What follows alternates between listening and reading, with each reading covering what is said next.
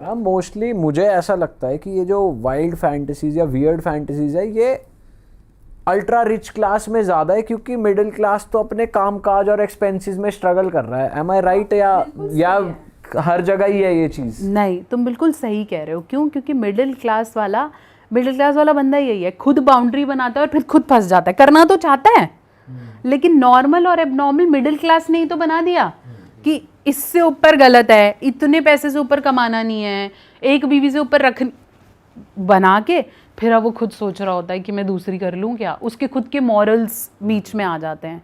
अब कितने फीमेल्स हैं कि मैम मेरा हस्बैंड पिछले 4-5 सालों से कुछ नहीं है, मेरे ऑफिस में कोई है, मैं उसके साथ अच्छा फील करता हूँ या करती हूँ, मैं उसके साथ चली जाऊँ क्या, बात करना शुरू कर दूँ क्या।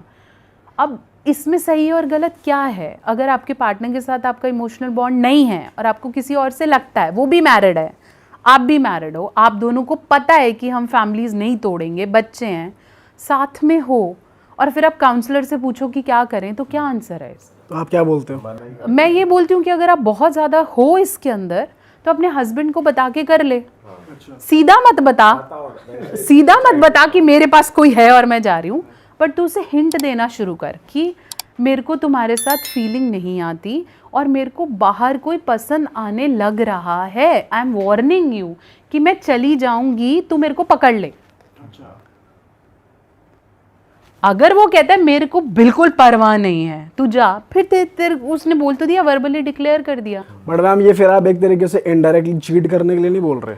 फिर मैं एक बात बताओ, ऐसी सिचुएशन में क्या करें जहां 4-5-6 साल से भौंक के उस आदमी पर फर्क नहीं पड़ रहा है?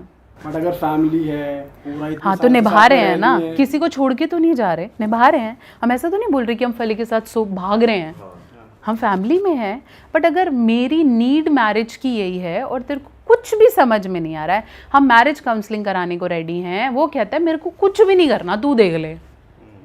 जब बिल्कुल ही एक एंड से गिव अप हो गया, मैं अपने आप को बदलूंगा भी नहीं, मैं ये करूंगा भी नहीं, तेरे को जो करना है कर ले। तो बहिष्कृत शादी से तो बेटर ही है ना कि आप सोसाइटी के लिए हो लेकिन आप इमोशनली कहीं कनेक्टेड हो।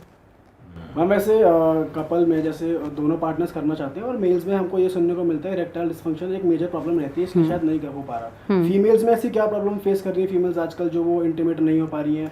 अगर मैं आपको ये बोलूँ कि फीमेल्स में भी इरेक्टाइल डिस्फंक्शन होता है तो? Erectile dysfunction? हाँ, फीमेल्स में भी इरेक्टाइल डिस्फंक्शन होता है। फीमेल्स की योनि कहीं ना कहीं इरेक्टेड नहीं होती। So there is a difference between sleepy योनि एंड इरेक्टेड योनि। ठीक है, जब वो स्लीपी होगी तो वो आपको बहुत छोटी सी दिखेगी। When it gets erected blood flow वहाँ बढ़ जाता है, वहाँ पर्पलिश सा शेड आने लगेगा, lips get open, clitoris get open और वहाँ ल्यूब्रिकेशन होना शुरू हो जाएगा। अगर वो ल्यूब्रिकेशन नहीं है और इरेक्शन नहीं है तो फीमेल को भी इरेक्टाइल डिस्फंक्शन होता है, जिसकी वजह से वो सेक्स नहीं करना चाहती या फिर उन्हें पेनफुल होता है। अब ये भी लोगों तक पहुंचाना हमारी जिम्मेदारी है कि फीमेल में भी अगर आपको कोई औरत मना कर रही है तो उसका ये मतलब नहीं है कि वो बहाने दे रही है, हो सकता है शी नीड्स ट्रीटमेंट। पर फीमेल्स में क्यों हो जाता है ऐसा? इसलिए हो जाता है क्योंकि वो मेडिकली बंद हैं या रिस्पॉन्सिबिलिटीज़ हैं या फिर उन्हें प्लेजर कभी भी या सेक्स कभी भी प्लेजर के एंगल से उन्होंने देखा ही नहीं है ना, गिविंग के एंगल से देखा कि ये बोलेगा तो कर लेंगे। तो फीमेल्स में भी इरेक्टाइल डिस्फंक्शन जैसा है जो कि medical reasons, personal reason, hormonal reasons, lifestyle issues, अच्छा, जो सबसे बड़े रीजंस हैं। आईवीएफ क्यों हो रहे हैं आजकल? हम कहते हैं ना आईवीएफ पे बहुत बढ़ते जा रहे हैं। आईवीएफ इसलिए नहीं हो रहे हैं क्योंकि आप करना नहीं चाह रहे हो, इसलिए क्योंकि आपकी बॉडी सपोर्ट नहीं कर रही नॉर्मल प्रेगनेंसी, आपके हार्मोनल डिसबैलेंस हो रहे हैं। इतने घंटे हम ऑफिस में बैठे रहते हैं, वॉक करने का मन नहीं कर रहा, बाहर का खाना ज़्यादा खा रहे हैं, पॉल्यूशन इतना है, स्मोकिंग बढ़ गया है, तो you went into lifestyle of comfort. क्यों कंफर्ट? क्योंकि फिजिकली इतनी थक रहे, मेंटली थक रहे हैं। क्योंकि अगर मैं घर आके सोऊंगा नहीं या मैं रिलैक्स नहीं होऊंगा या थोड़ी देर नेटफ्लिक्स नहीं देखूंगा, मैं कल जाके मेंटली ऑफिस में अवेलेबल कैसे होऊंगा? तो हम फिजिकली तो छोड़ रहे हैं बॉडी को कि हाँ, बट हम फिजिकली रिचार्ज नहीं कर रहे, हम मेंटल रिचार्ज करते हैं कि ये देख लिया क्योंकि कल मेंटल, तो हम मेंटल वाले स्ट्रक्चर में चलते रहते हैं और हमारी फिजिकल बॉडी पीछे हो जाती है। फिर सेक्स करने का मन तो कर रहा है लेकिन बॉडी साथ नहीं दे रही, तो then you have libido but your body is not capable enough to have a child. तो अब हार्मोनल प्रॉब्लम्स होंगी, स्पर्म क्वालिटी नहीं बचेगी, तो अब जाओ फिर। तो जहाँ वहाँ पे भी जाओगे तो डॉक्टर पहले बोलेगा देखो मैं कर दूंगा ट्रीटमेंट, IVF IUI सब हो रहा है, कर देंगे हम, तेरे को अपने लाइफस्टाइल पे काम करना पड़ेगा अगर तो अपना बच्चा चाहिए, मतलब अपनी बॉडी से चाहिए, नहीं तो ढूंढो सरोगेट्स। सरोगेट्स वो देखते हैं जो हेल्दी खाते होते हैं, उनको फिर पूरा टाइम वो उस लेवल का बनाते हैं, उन्हें बोलते हैं सारे काम छोड़ दो, सरोगेसी के लिए तैयार करो। तो तुम क्यों नहीं तैयार हो रहे वैसे? क्योंकि तुम कमा रहे हो। मैम अगर कोई कपल बेबी प्लान कर रहा है तो आप उन्हें क्या रेकमेंड करते हो कि कुछ पर्टिकुलर मंथ्स होते हैं कि बेबी प्लान करने से पहले ऐसी डाइट ऐसी लाइफस्टाइल कर लो, तो वो आप क्या प्लान देते हो? अगर कोई, मैं तो शादी से पहले भी डाइट प्लान देती हूँ। अगर आपको लगता है मेरी शादी नवंबर में है और मैं अभी से ट्राई करना चाहूँ तो we have a plan. Females भी ले सकती है, मेल भी ले सकते हैं। बेबी प्लान करने से 6 महीने पहले स्मोकिंग, अल्कोहल ये सब छोड़ना पड़ेगा फॉर 6 मंथ्स, दैट्स इट। इससे आपकी स्पर्म क्वालिटी बेटर होती है। मेल्स को जिंक रिच, फोलेट रिच खाना खाना शुरू करना पड़ेगा, जिससे उनके जो प्रजनन शक्ति है, जिसे हम बोलते हैं द रिप्रोडक्टिव पावर, वो बढ़ना शुरू हो जाए।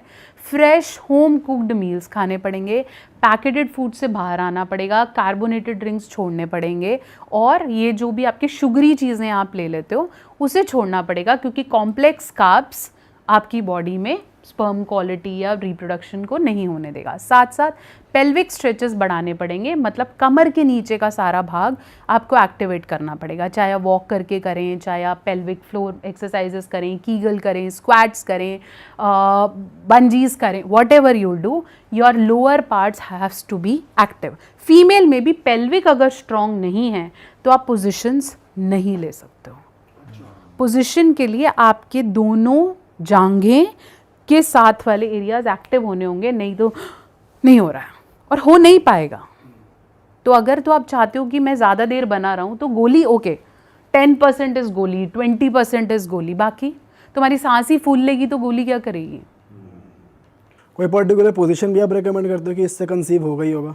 देखो, जो स्टैंडर्ड मिशनरी पोजीशन है उससे कंसीव होता ही होता है और होता आ रहा है। हर कपल को वो एक पोजीशन तो पता ही है जो उसको दिखती है, वो मिशनरी पोजीशन है, उससे कंसीव हो ही जाता है। वैसे भी दूसरी पोजीशन से भी कंसीव हो जाता है जहाँ मेल ऑन द टॉप है।